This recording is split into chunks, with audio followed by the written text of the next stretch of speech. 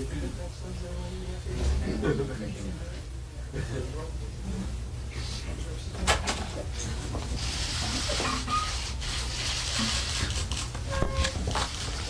again.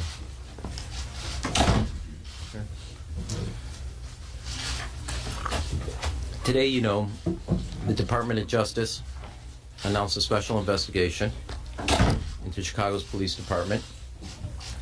We welcome it, and Chicago as a city will be better for it. We accept it, and we need it. As I mentioned this morning over at the police department to the leadership, that we're going to welcome this investigation. We're going to cooperate with it, and it's in our long-term interest. The city needs answers to what happened in the case of Laquan McDonald's tragic and avoidable death. But this is bigger than one particular incident. We need comprehensive solutions to address systematic challenges that exist in the Chicago Police Department. And as you know, I'll be addressing the City Council on this subject on Wednesday. I will speak to the history of police and community relations, current challenges that we face, as well as the path forward. We can be judged by the failures of the past or judged by the actions we take in the future. And one of those actions today is I'm appointing Sharon Fairley as head of IPRA, Independent Police Review Authority. She's a graduate of Princeton, graduate of Wharton Business School, University of Chicago Law School.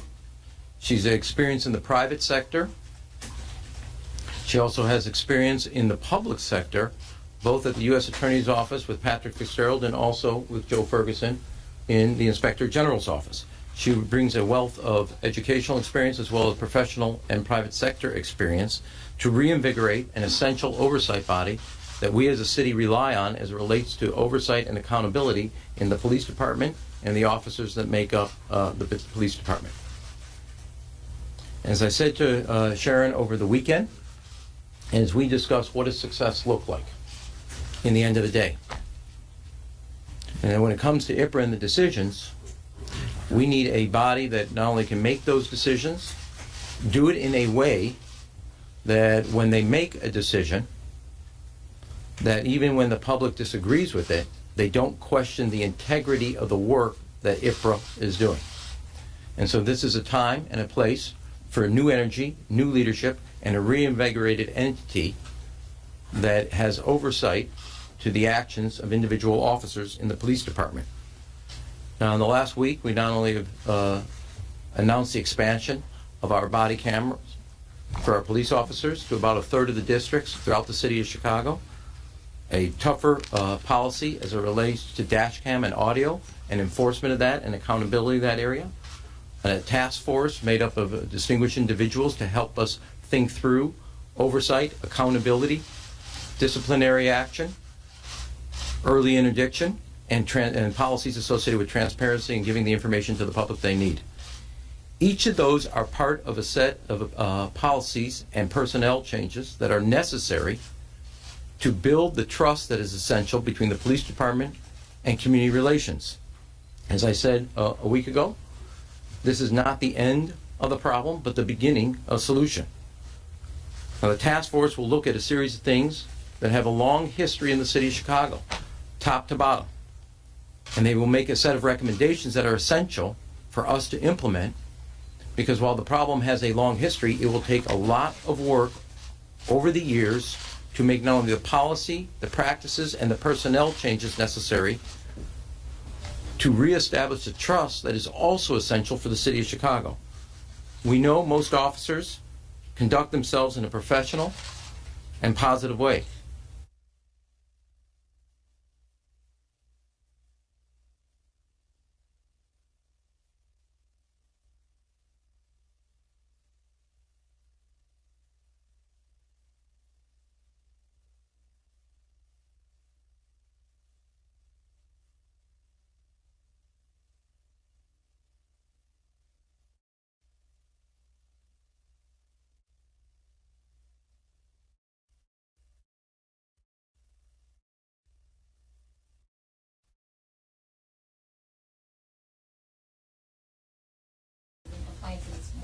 fires for police and opioids? Well, I think they're tied together, Lauren, if I can say, and that's why at this point we have need new leadership.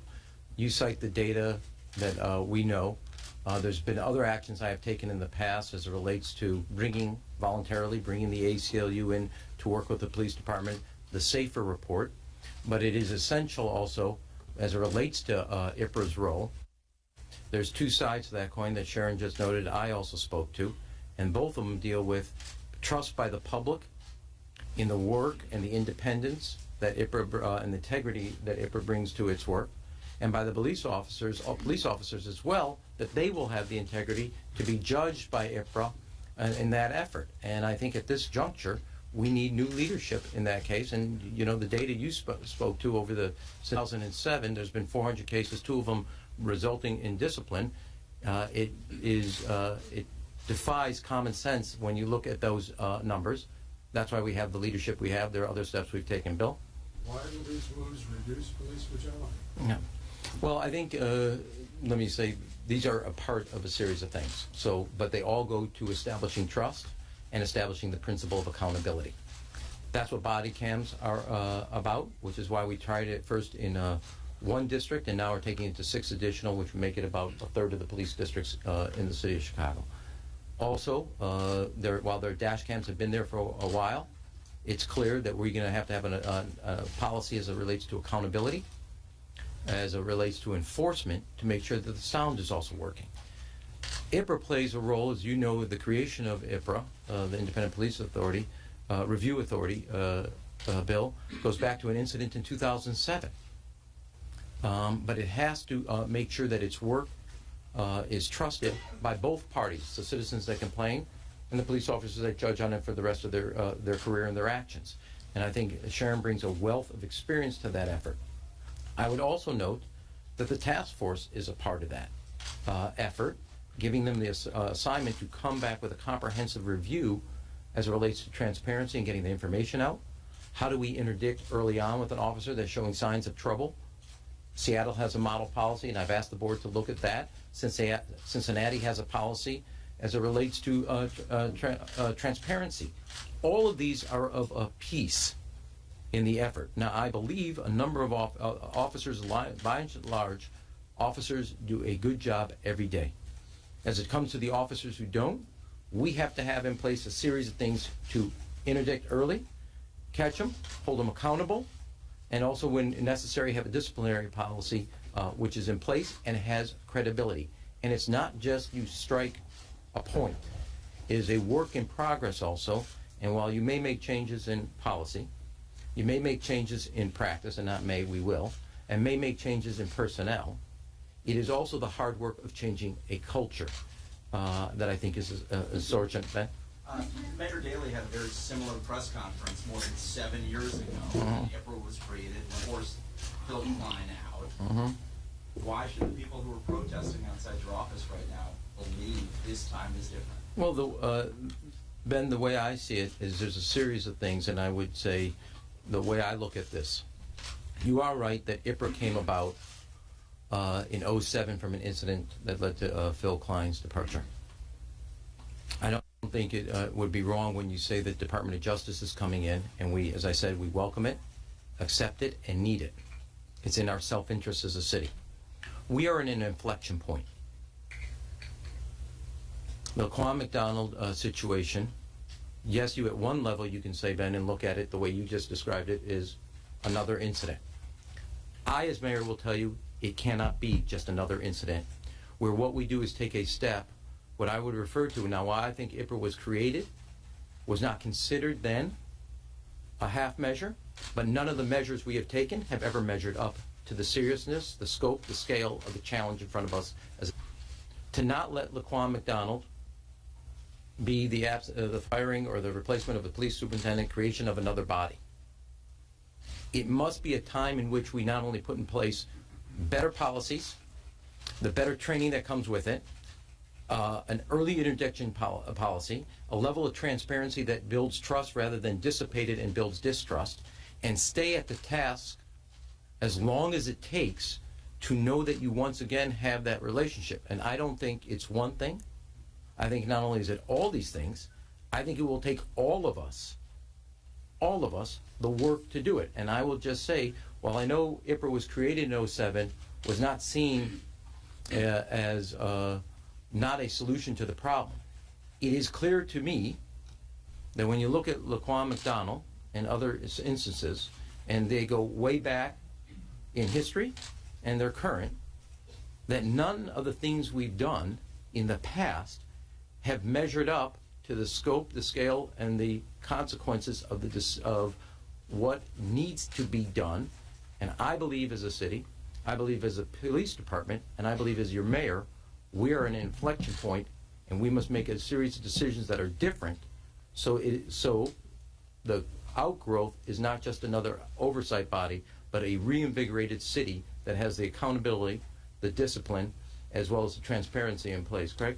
Mr. Mayor, while all of this is going on, how do you guard against what's come to be called the Ferguson effect of all the scrutiny and the questioning of police actions on the street, leading some police officers to hesitate to act? Okay, it's a fair question.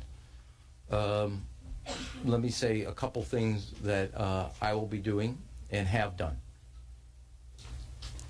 One, in the this weekend, I was in while I was about in a series of things that I've done. I was with young men who had run in with the law, but are trying to, in the criminal justice system, and trying to turn their lives around. We talked about what they have faced and what they want to do.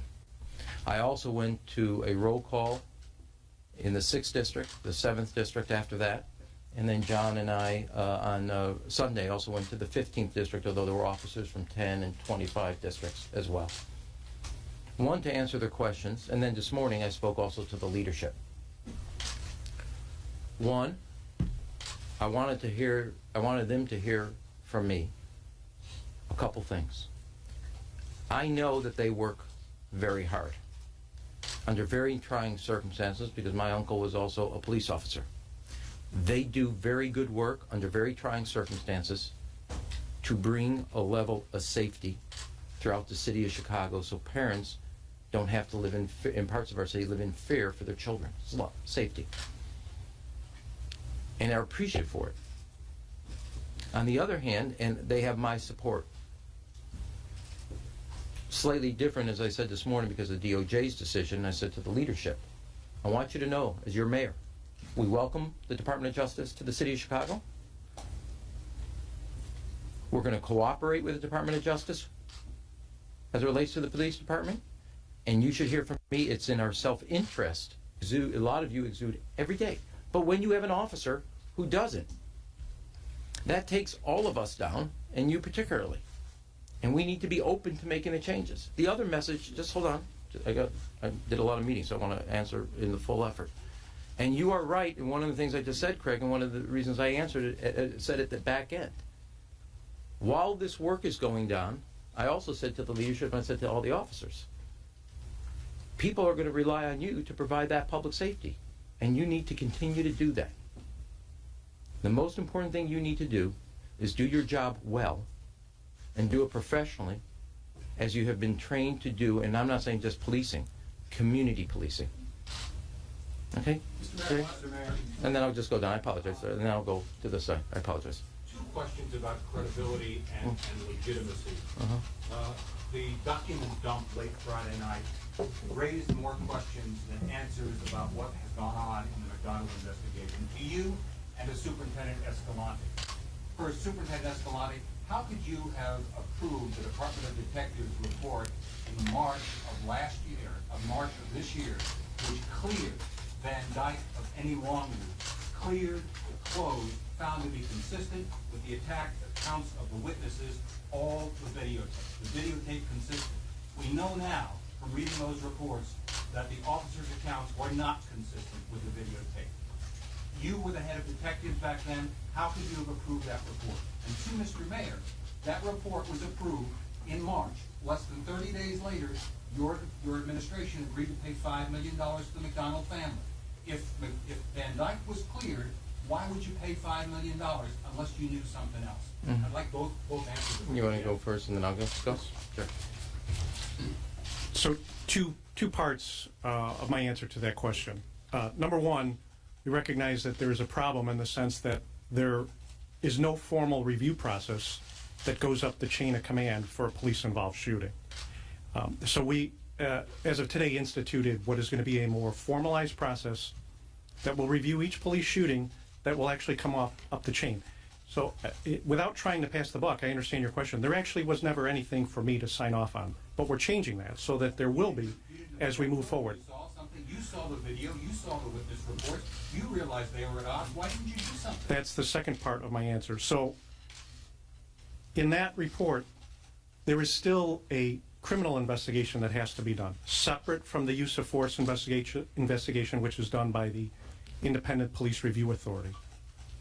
If you look at the statements that gave, particularly Officer Van Dyke, as in any investigation where there is a criminal investigation being conducted by detectives, they took the statements that Officer Van Dyke made, literally his statements as they were, what he saw, what he perceived, and why he fired. There was no attempt to alter his statements. That's what he said. That is why when the video showed that his statements did not match the video, he was charged with murder. There was no attempt to try to get his statements to match the evidence. Quite the contrary. The officers took his statements as they were, and those statements ultimately led to the charging of murder. When you saw the video a year ago, though, it clearly didn't jive with what your officers were telling you, sir. How did you not? Let me answer, Ben, Jay's second part. And Jay, as you know, and the situation as it relates to the city and the civil piece, the family, as this was noted not only by Steve Patton, it's noted, I wrote about it this weekend, family approached us on the 27th of February. We reached an agreement in principle, I think, in late March, and then took it right to City Council. And those were the procedures. Did you answer the question? You knew that he was clear. Why would you pay money if you knew the police department? I think if you look at the testimony Steve Patton goes, you'll all the answers are there, and that's what exists there. Go ahead. Yeah. Mark? In relation to these reports, some of the officers who weren't involved in the shooting but were on the scene filed reports that were consistent with Officer Van Dyke's testimony. In other cases, IPRA might find these be violation of Rule 14 in the department, and with IPRA and the police board,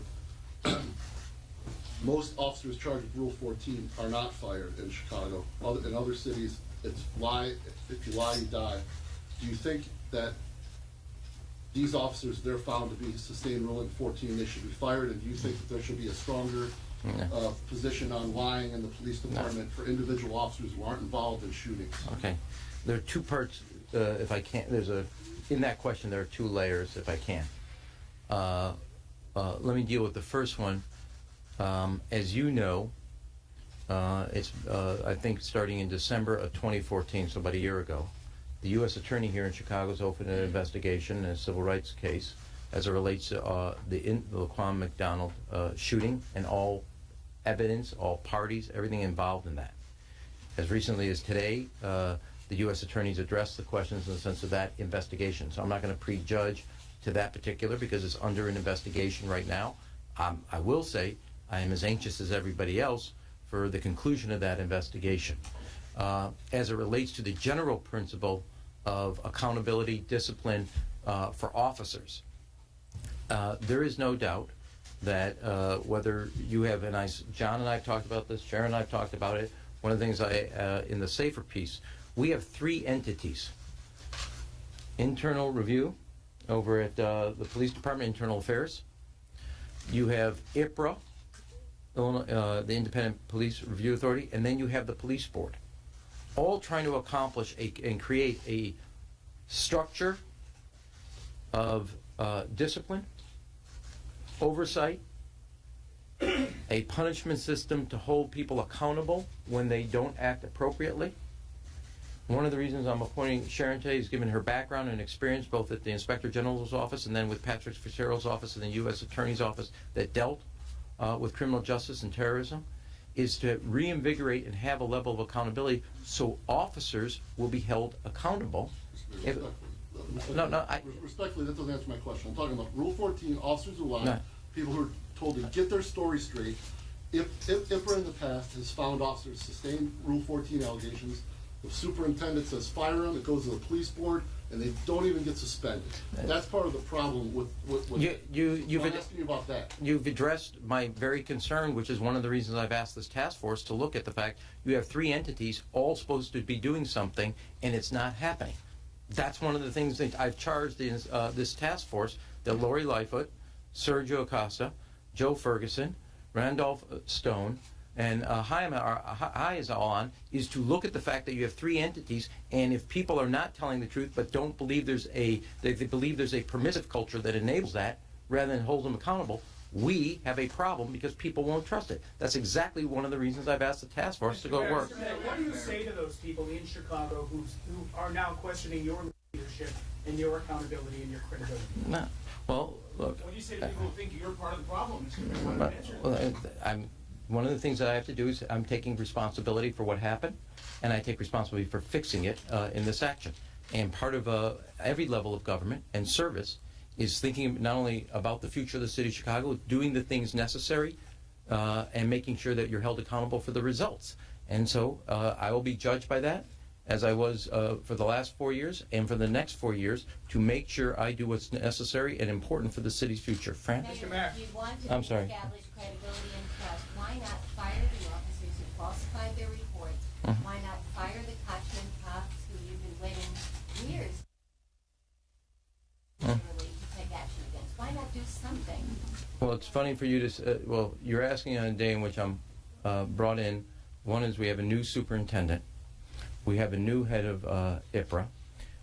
There is an investigation right now going on by the U.S. Attorney on the event and all the parties involved as it relates to Laquan McDonald. When I'm given the chance and the material, I will take action and then make things right if they're wrong and hold people accountable for that. Correct? Where are those officers now? Where are those officers serving now? You say that you welcome this new investigation by the Civil Rights Division of Justice. Will you promise here today that whenever they finish their work and they come up with their list of changes and recommendations, that you will implement them? You won't go to court, you won't fight about it, you won't turn loose the lawyers, but you'll say yes and do it. Yeah, I think, well, 2 things I would say to you. First, we are already getting to work, both with from dashboard to body cams to new leadership at IPRA in the search for a new police superintendent, a permanent one. Also the task force and with the people with both the reputation and their body of work in the area of oversight and accountability. But I would draw your attention, Greg, to one other issue. It was also when there was federal oversight of our hiring practices called the Shackman Decree that had existed for years. It was my administration that brought that, not only that practice of federal oversight of our hiring to an end, because the judge believed we had professionalized for the first time the hiring in the city of Chicago, and not only did it for the city of Chicago, the sister agencies and the city council. And so my past record of cooperating and implementing the necessary reforms, putting in place the necessary structures and practices and policies exist. And I will be held accountable to ensure that this work is done. And I will say, and I want to be clear, as you know, in Chicago, this is not the first police shooting of a citizen. It is also my administration, while it didn't happen under my watch, resolved the Burge cases in the sense of making the family whole. It is my administration that also dealt with the Shackman Decree and ending federal oversight of our hiring. The work of making reforms is a long road, but I have stuck with it in both cases in situations that were not of my tenure, but I wanted to get Chicago on a new start and a fresh start. And why I say I welcome it and accept it is because, and I also told the police department and the leadership today, I not only welcome and accept it, we need it. We need a third party in this city, because in the past instances, whether it was the 07 situation or the instances before, we've never, as a city, measured up with the changes on a sustained basis to finally deal in whole cloth with that situation. And so you have my commitment fiber of my body to not only work with the Justice Department in a sense of cooperative efforts, but then use all my energy to bring that level of reform and change. I will, one word, Greg, an additional word, is I am not going to wait only, because their work in the preliminary level may take months. I don't know what the time frame is. And I don't think Chicago, as it relates to police and community relations, has time. So we are going to take steps, and why I'm very anxious also, Bill, I see you, why I'm very anxious to see the work from the task force will also give us a series of steps that are necessary to implement and to build that trust. Bill, then Mary Ann. Mayor, less than 2 weeks ago, right before you released the McDonald video, you were standing behind your police superintendent. You even held up IPRA as one of the safeguards and oversight to deal with police shootings. Today, you fired the chief of IPRA. Your superintendent's no longer around. Explain why you've been so reactive instead of proactive in dealing with these issues. Well, I think that we have a series of steps that we have to take that I believe that are necessary for the trust. I started a conversation on each of those cases. I can explain individually them, but I think the basic point, Bill, and I think the essential point is establishing and taking steps necessary to build a level of trust that this is not going to be just another moment, another incident, and do some, I don't mean that past were like this, but a half-baked effort of reforms that the challenges. I'm going to make the decisions that are necessary. When they're tough, they're going to be done to face up to the challenge, find the policies and practices that are necessary to measure up to the challenge we face as a city, and that's why we've taken the steps. Would you like the full bake was necessary? I can't hear you. I'm sorry. Can we get your reaction to click on cases now like not charging the police officer in the Ronald Johnson case? Did you see that video? Yeah. I saw that video today. Obviously, it's saddened every time there's a loss of life. But as you know, while her work, the state's attorney, ends, IPRA's work as it relates to disciplinary action and in their investigatory work begins today, which is why it's also essential that you have new leadership at that office. Paris? Do you agree with the charge? Do you agree not to charge? That's, I think, Marianne, the best thing I can say to you is what I just said, which is, look, you have the loss of life.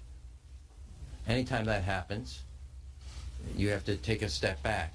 I would say that she walked through the entire case why she made her decision. That doesn't mean we're absolved, and that's why IPRO now has to start their investigation from a disciplinary action of the other officers. Superintendent Escalante, again, And then when you saw the McDonald video, did you not, at least in your head, conclude that the police statements from that night were false? Well, I got to go back to, and maybe I didn't do a good enough job of clarifying the cleared closed question. That report that you're referring to is the total criminal part of the investigation, going back to the criminal trespass to the trucking yard, the damage to the squad car, the puncturing of the tire, the damage to the windshield, the threatening the other two officers prior to that. That's where the video supports the cleared close. When the video was first seen, Superintendent McCarthy at the time did the most that he was able to do, and he immediately stripped Officer Van Dyke and had him assigned to administrative duties. Superintendent, where are the other officers now? Superintendent, where are the other officers now? Superintendent, where are the other officers now? Are they on the street?